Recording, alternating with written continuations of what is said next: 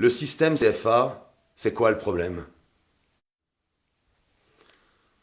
Le franc CFA est la monnaie utilisée par 15 pays d'Afrique, ancienne colonie française. Il est l'un des piliers du système France-Afrique. Il permet à la France de maintenir sa tutelle économique et politique sur ses anciennes colonies et facilite le pillage des ressources de ces pays africains, et ce jusqu'à aujourd'hui. Sous Macron, le franc CFA a changé de nom.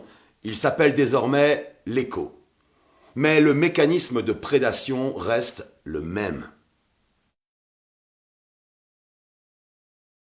Le franc CFA est une monnaie créée en 1945 par le général de Gaulle. Au départ, franc CFA signifie franc des colonies françaises d'Afrique.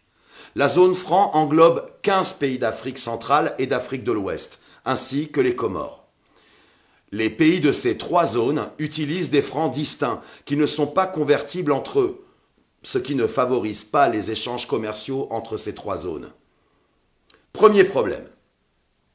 Le franc CFA ne garantit pas le développement des pays concernés. 10 d'entre eux sont encore classés parmi les pays les moins avancés. De plus en plus contestée sur le continent africain, cette monnaie coloniale a fait l'objet d'une réforme en 2019. Pour l'Afrique de l'Ouest uniquement, l'ECO remplacera désormais le franc CFA. L'Afrique centrale et les Comores, quant à eux, conservent le franc CFA. Alors, avec l'ECO, qu'est-ce qui va réellement changer? En réalité, peu de choses. Le ton était annoncé dès le départ. La France a élaboré dans la plus grande discrétion cette réforme avec les autorités ivoiriennes sans associer les autres pays de la zone, continuant ainsi de nier la souveraineté de ces derniers. Outre un changement de nom, la présence d'un administrateur français à la Banque centrale des États d'Afrique de l'Ouest a été supprimée, tout comme l'obligation faite aux États africains de déposer 50% de leurs réserves de change sur les comptes du Trésor français. Mais entre le franc CFA et l'ECO, tous les autres mécanismes de prédation et d'appauvrissement demeurent. Premièrement, la France reste la garante de l'ECO comme elle l'est du CFA, ce qui lui permet de maintenir un contrôle politique sur ses anciennes colonies.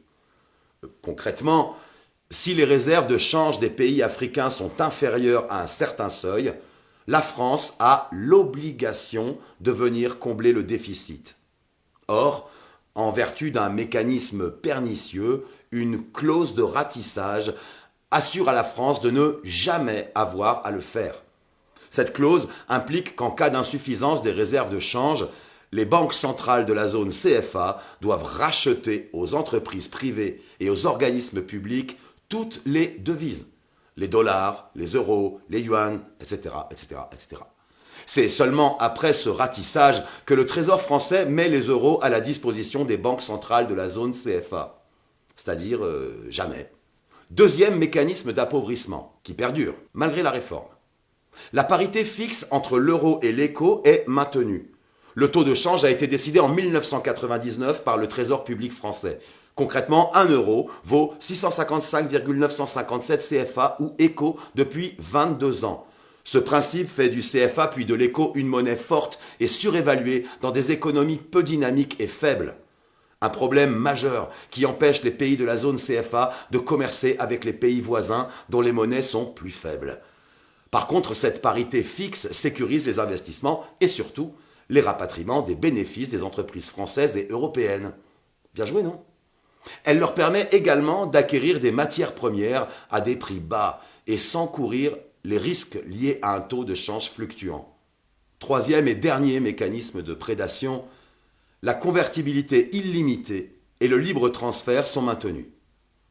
En permettant de convertir directement l'ECO en euros, ce principe sécurise les investissements des entreprises étrangères sur le long terme. Les entreprises françaises et européennes peuvent rapatrier plus facilement leurs capitaux hors de la zone franc vers la zone euro. Pour le moment, on ne sait toujours pas si les billets et pièces de l'ECO seront, comme c'est le cas pour le franc CFA, fabriqués en France, à Chamalières et Pessac. ce qui ne permet pas aux pays africains de créer de monnaie supplémentaire, notamment en cas de croissance par exemple. Les investissements sont donc entravés et le développement de ces pays freiné. La réforme de l'écho permet donc de maintenir la domination française. Il constitue encore et toujours une atteinte à la souveraineté des pays africains de la zone franc, et il permet que la fuite des capitaux hors d'Afrique se perpétue. Malgré un changement de nom, cette monnaie, en tant que vestige majeur de la France-Afrique, symbolise le maintien du pacte néocolonial contre lequel Survie se mobilise depuis de nombreuses années. Alors, informons-nous et mobilisons-nous.